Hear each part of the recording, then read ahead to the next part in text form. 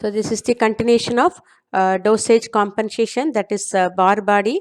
And in 1949, Barr and Bertram first observed a condensed body in the nerve cells of female cat which was absent in the male. Okay, this is the repetition of what I have explained already.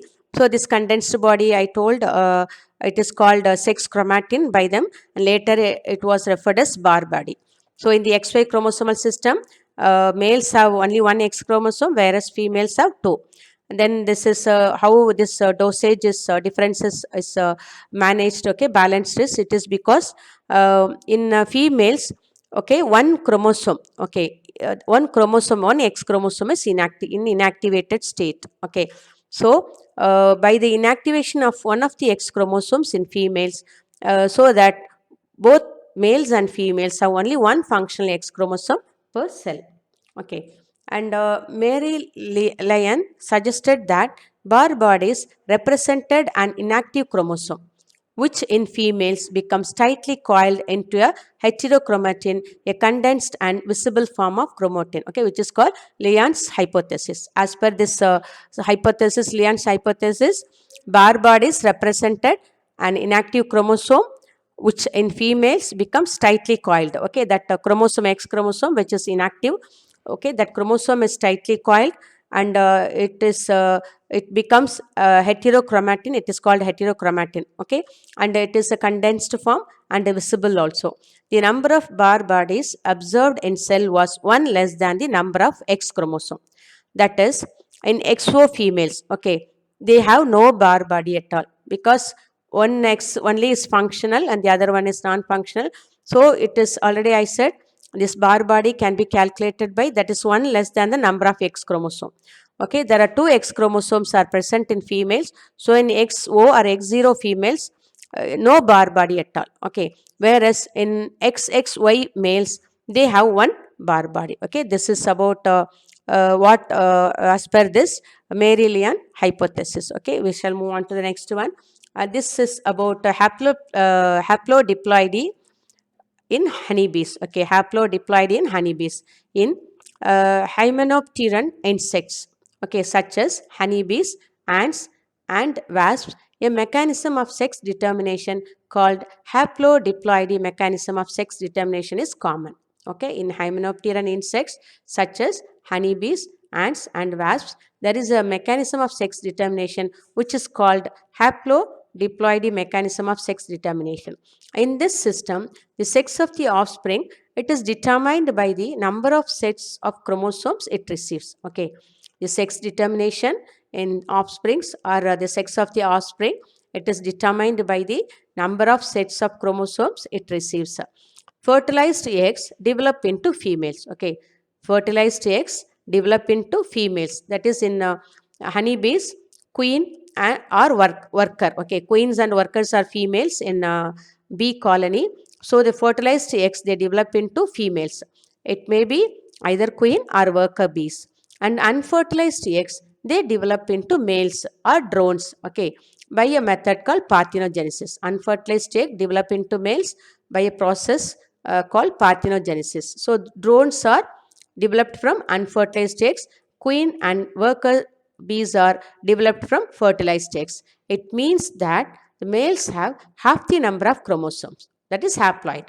Okay, because they are, they are developed from, okay, without fertilization. So the unfertilized eggs only develop into males. So definitely they will have, naturally they'll have only half the number of chromosomes that are present in females. So these males have only half the number of chromosomes, or they are said to be haploid.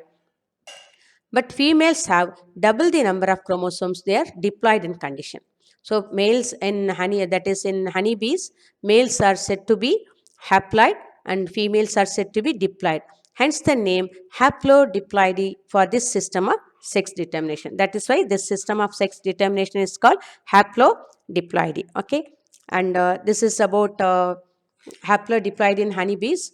This mode of sex determination facilitates the evolution of sociality in which only one diploid female becomes a queen. If you know some information about the colonies of honeybees, you will understand more about what this explains.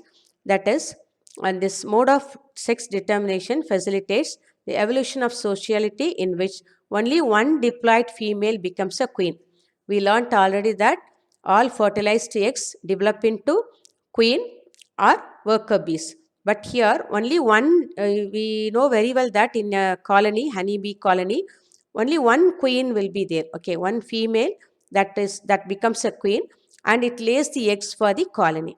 All the other females, that is the worker bees, which are diploid, having developed from fertilized egg, help to raise the queen's eggs and so contribute to the queen's reproductive success and indirectly to their own. Okay, this phenomenon is known as kin selection. Okay, that is the queen bees construct their social environment by releasing a hormone that suppresses fertility of the workers. Okay, you should uh, you should be surprised why a female, okay, only queen is able to lay eggs and not the worker bees. That is because there is a hormone released by the queen bee, okay, that suppresses the fertility of the worker bees, that worker bees are unable to lay eggs. Okay, so the female queen, that is the female bee, that becomes a queen, it lays the eggs for the colony. Only one diploid female that becomes a queen, not the other worker bees. Though they are also females, they cannot become queen. Only one diploid female, it becomes a queen and lays the eggs for the colony.